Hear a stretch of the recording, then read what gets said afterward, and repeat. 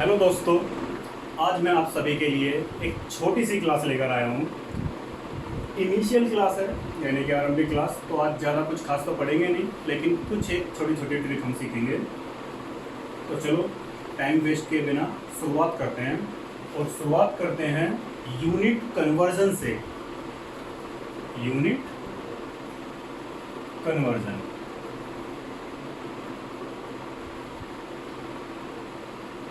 जिसमें आपको kilo, Hector, Deka, senti, मिली बहुत सारे वर्ड सुनने को मिलते हैं। बहुत सारे स्टूडेंट्स मेंसुरेशन जैसे चैप्टर को देखते ही छोड़ देते हैं। क्यों? क्योंकि उन्हें किलो, हेक्टर, डेका जहाँ पर भी ये नाम सुनने को मिलते हैं उन्हीं से डर लगने लगता है। तो चलो आज कोशिश करते हैं आपको आपके उसी डर को दूर करने की। जैसे मैं एग्जाम्पल के लिए आप लोगों के सामने 3 क्वेश्चन लेकर आया हूँ। आपको बताना है कि 1 किलो में कितने ग्राम होते हैं, 1 हेक्टो में कितने मीटर होते हैं, या 1 डेका में कितने डेसी होते हैं। तो नॉर्मली सभी को पता होता है। जैसे ही मैं आपसे पूछूंगा कि 1 किलो में कितने ग्राम होते हैं, तो आपका एकदम से आंसर आ जाएगा कि 1 किलो में 1000 ग्राम। क्यों? क्योंकि बहुत आसान है, बार बार आप इस चीज़ को पढ़ते हो। लेकिन जैसे आएगा 1 हेक्टर में कितने मीटर होते हैं, अब शायद आप सोचने पर मजबूर हो जाएंगे। या आपसे पूछा जाए कि 1 डेका में कितने डेसी होते हैं, तो भी आप सोचने पर मजबूर हो जाएंगे। अब ऐसे ही, ये तो केवल 3 लिखे हुए यहाँ पर, ऐसे ही 42 रूल आपको याद करने की जरूरत नहीं पड़ेगी। मैं आपको एक ऐसी ट्रिक बताऊंगा जिससे आपको 42 के 42 रूल एक साथ याद हो जाएंगे। और वो कैसे? तो चलिए समझते हैं। ये 42 रूल याद करने के लिए, या ये 42 रूल ट्रिक से याद करने के लिए, ये कहना ज़्यादा सही होगा, आपको केवल एक शब्द याद करना है, और वो शब्द है खड्डू DCM। इसको लिखने का तरीका जरा देख लें। KHDUDCM, खड्डू DCM। खाटू श्याम नाम तो जरूर सुना होगा, उसी से मिलता जुलता नाम है, तो याद करने में बहुत आसानी होगी। लेकिन जो सबसे ज़रूरी चीज़ है वो यहाँ पर यह है कि आपको इनका मतलब समझना होगा। के का मतलब होता है किलो, H का मतलब होता है हेक्टो, D का मतलब होता है डेका, U का मतलब होता है यूनिट। इसको थोड़ा अच्छे से समझ लो, क्योंकि यहाँ पर 3 चीज़ें कवर करनी होगी आपको: मीटर, लीटर और ग्राम।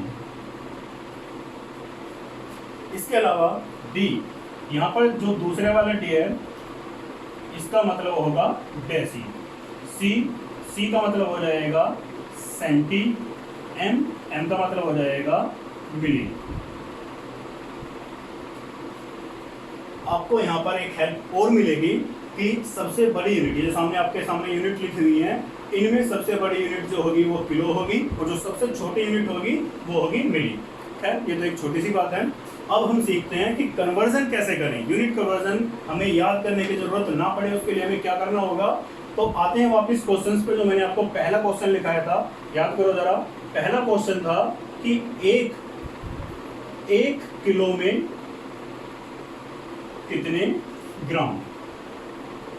तो आप सभी ने इसका आंसर दे दिया था एकदम से, क्योंकि बहुत सुना हुआ चीज, बहुत सुनी चीज है 1 किलो में 1000 ग्राम।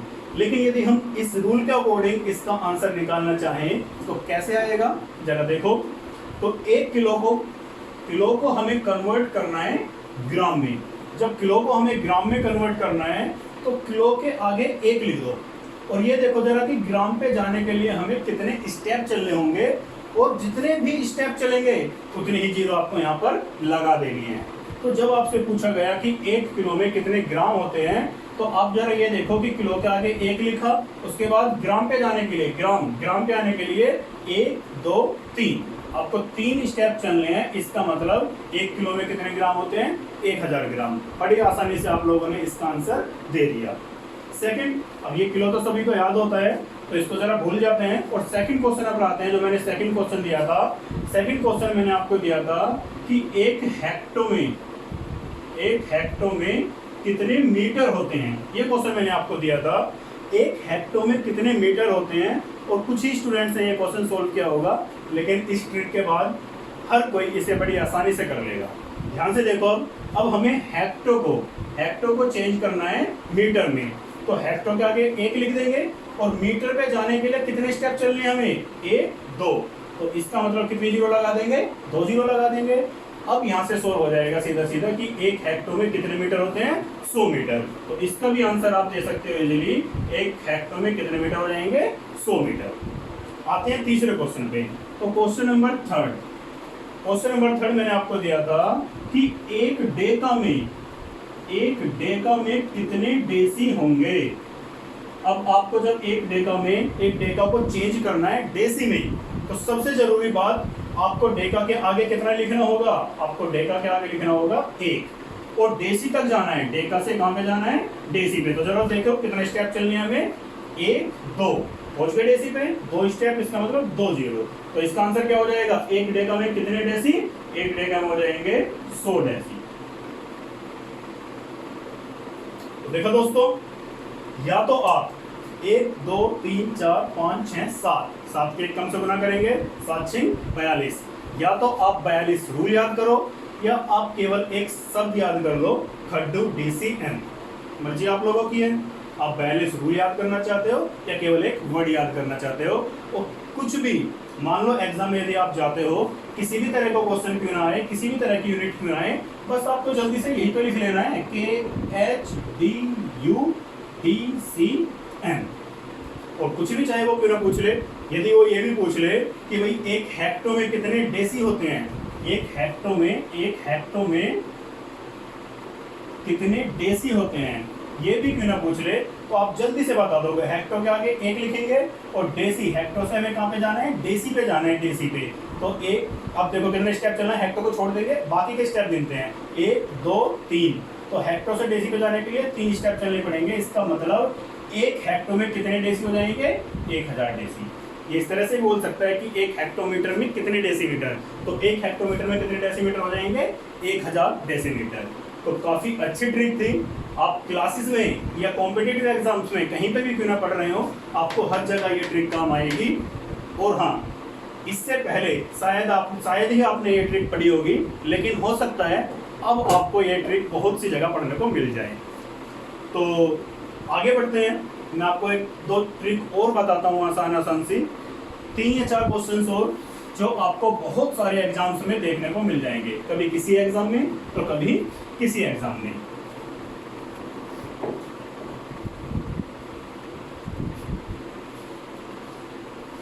चार क्वेश्चन मैं यहाँ पर आप लोगों को करा रहा हूँ। हो सकता है आपने पहले पढ़े भी हो, तो जरूर पढ़े होंगे क्योंकि बहुत बार एग्जाम में आ चुके हैं, लेकिन बहुत सारे स्टूडेंट्स अभी भी जो उन्हें देखकर रह जाते हैं, उन लोगों के लिए ये क्वेश्चन है। जैसे क्वेश्चन नंबर 1, चारों क्वेश्चन की पहचान ये है कि देखने में एक से लगते हैं, तो अंतर बहुत अच्छे से समझते हुए चलना। जिसने अंतर समझ लिया वही क्वेश्चन को अच्छे से कवर कर पाएगा, और ट्रिक से ही करना है। ऐसा नहीं है कि हम उसको सोल्व करेंगे, पूरा सोल्व नहीं करना है, इतना टाइम नहीं होता एग्जाम में, आपको ट्रिक से करना है। तो क्वेश्चन नंबर 1, यहाँ पर क्वेश्चन मैंने लिखा है 6 + 6 + 6 + 6, और ये इनफाइनाइट तक जाएगा इस तरह से। इसकी आपको वैल्यू फाइंड करनी है, क्वेश्चन नंबर 1। क्वेश्चन नंबर 2 पे आते हैं। क्वेश्चन नंबर 2 में बस इतना सा अंतर है कि जो प्लस में था वो माइनस में चला जाएगा, -6 -6 और इसी तरह से ये जाएगा आपका इनफाइनाइट तक जाएंगे क्वेश्चन जरूर। क्वेश्चन नंबर 3, 6, अब मल्टीप्लाई में आ जाएगा 6 मल्टीप्लाई में 6 मल्टीप्लाई में 6, और ये इनफाइनाइट तक। क्वेश्चन नंबर 4 मल्टीप्लाई में ही रहेगा, 6 6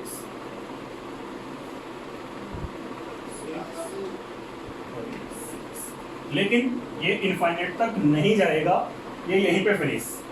चारों क्वेश्चन में अंतर मैं समझा देता हूँ आप लोगों को। चारों क्वेश्चन में अंतर क्या है, पहला क्वेश्चन प्लस में था, दूसरा क्वेश्चन माइनस में, तीसरा मल्टीप्लाई में, लेकिन शुरू के 3 क्वेश्चन इनफाइनाइट तक जाते हैं। इनफाइनाइट यानी कि बार बार रिपीट होती चली जाएगी संख्या। लेकिन जो चौथा क्वेश्चन है, चौथे क्वेश्चन में 6 6 6 6 केवल 4 बार हमको रूट करना है उसका, और उसका फाइनल आंसर हमको बताना है। चारों क्वेश्चन की बहुत ही आसान ट्रिक है और चारों क्वेश्चन करने में 10 सेकंड से ज़्यादा नहीं लगेंगे। पहला क्वेश्चन देखो जरा, जब हम पहला क्वेश्चन करेंगे तो हमने देखा कि 6 + 6 + 6 + 6, तो जब भी आपको प्लस या माइनस में क्वेश्चन दिखे इस प्रकार के, चाहे संख्या कोई भी क्यों ना लिखी हो, आपको बस ये देखना है कि यदि ये प्लस और माइनस में क्वेश्चन है तो यहाँ पर जो संख्या लिखी हुई है इनिशियल, उस संख्या को 2 भागों में बांट देंगे। हमने जब 6 को बांटा किसमें, 2 × 3 में। लेकिन एक बात यहाँ पर याद रखनी होगी आप लोगों को कि इस संख्या को हम 2 कंसेक्यूटिव नंबर्स में तोड़ेंगे। कंसेक्यूटिव नंबर्स का मतलब क्रमागत संख्या, ऐसे 2 संख्या जो लगातार आए। 6 को हम तोड़ने को 1 × 6 में भी तोड़ सकते थे, लेकिन ऐसा नहीं करना है। याद रखना है आप लोगों को केवल और केवल कंसेक्यूटिव नंबर में तोड़ना है। तो जैसे ही मैंने 6 को तोड़ा 2 × 3 में, अब देखो बिल्कुल आसान है। यदि ये क्वेश्चन है प्लस का, तो हमेशा बड़े वाला आंसर, इन्हीं दोनों संख्याओं में से जो बड़ी संख्या होगी वो आंसर, यानी कि इस वाले क्वेश्चन का आंसर कितना हो जाएगा, इस वाले क्वेश्चन का आंसर हो जाएगा 3। सेकंड क्वेश्चन माइनस का है, वो भी सेम इसी ट्रिक से है। सेम यही ट्रिक आपको अप्लाई करनी है, प्लस और माइनस की दोनों की सेम ट्रिक है। हमने देखा कि यहाँ पर 6 है, 6 को तोड़ देंगे 2 भागों में, और किसमें तोड़ेंगे, 2 × 3 में। दोनों कंसेक्यूटिव नंबर होने चाहिए। तो जैसे ही मैंने 6 को तोड़ा 2 × 3 में, लेकिन इस बार क्वेश्चन कैसा है, माइनस का, तो माइनस का क्वेश्चन जैसे हमने देखा फिर आंसर हो जाएगा छोटे वाला, यानी कि इसका आंसर कितना हो जाएगा, इसका आंसर हो जाएगा 2। रिपीट कर रहा हूँ मैं एक बार, दोबारा सुनो जरा ध्यान से। पहला क्वेश्चन क्या है, पहले क्वेश्चन 6 प्लस में चल रहा है, और दूसरा क्वेश्चन क्या है, दूसरा क्वेश्चन 6 माइनस में चल रहा है। तो जब हमने पहला क्वेश्चन और दूसरे क्वेश्चन में अंतर देखना चाहा, तो बस ट्रिक तो दोनों की सेम है।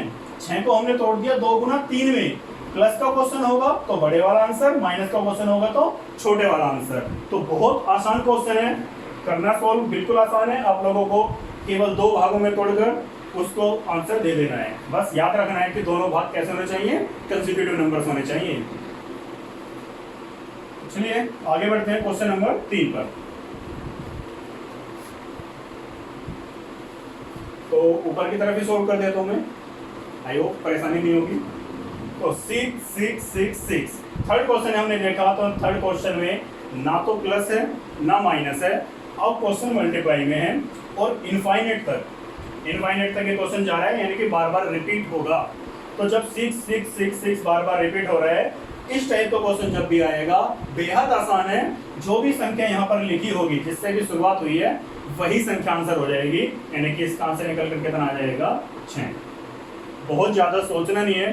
देखो ट्रिक इनिशियल क्लास है, तो मैं आप लोगों को केवल कुछ ट्रिक्स करा रहा हूँ। जब हम चैप्टर वाइज पढ़ेंगे तो चैप्टर में तो काफ़ी कुछ पढ़ने को मिलेगा, वहाँ पर जरूरी नहीं है कि संख्या बार बार रिपीट होकर आएगी। ये ट्रिक केवल तब लगेगी जब संख्या बार बार रिपीट होकर आ रही है। जैसे मैं एक एग्जांपल बताऊं, यदि ये सवाल ऐसे ना होने के बजाय ये सवाल ऐसे होता, x x x, तो सेम इनफाइनेट तक ये सवाल जा रहा होता। अब यदि मैं इससे आंसर पूछे या कोई भी आपसे कहे कि मैं इसका आंसर बताओ, तो देख के डरना नहीं है, बहुत आसान क्वेश्चन है। बस जो भी लिखा हुआ है वही इसका आंसर हो जाएगा। तो इसका आंसर कितना हो जाएगा, x। आते हैं क्वेश्चन नंबर 4 पे।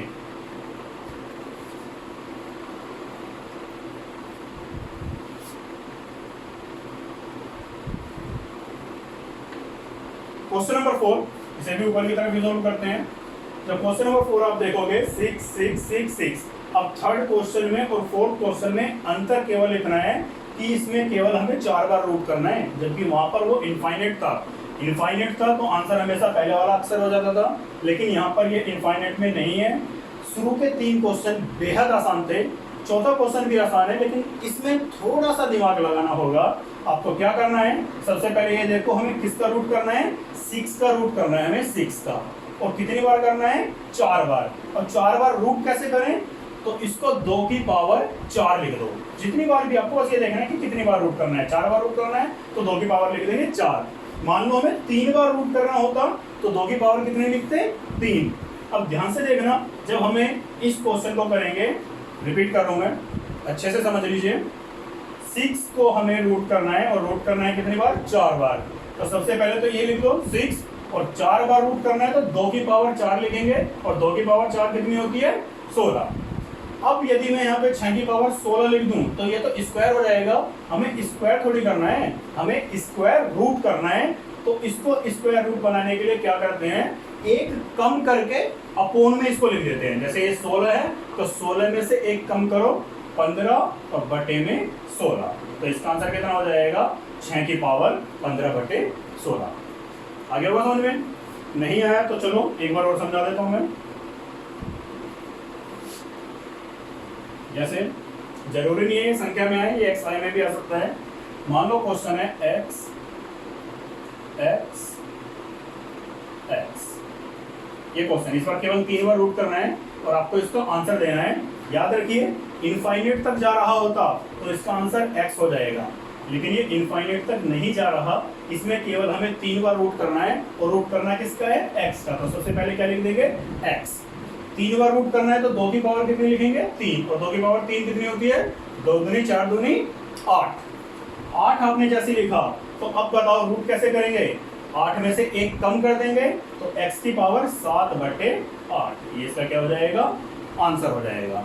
तो बहुत आराम से, बहुत अच्छे से आपको ये क्वेश्चन समझ में आ गए होंगे चारों के चारों, बहुत ही इजी ट्रिक से सोल्व किए हैं। आगे और भी अच्छी अच्छी ट्रिक्स आपको देखने को मिलेगी।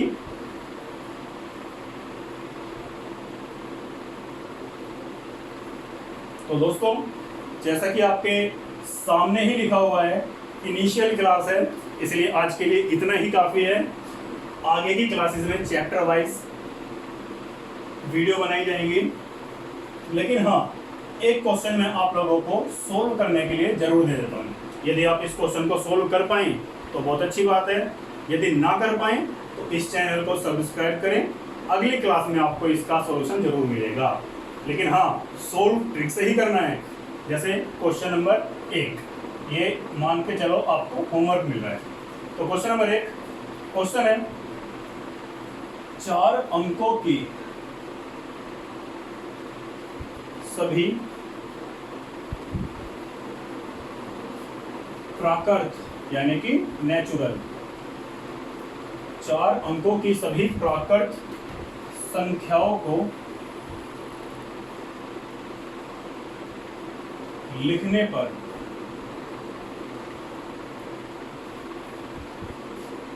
लिखे गए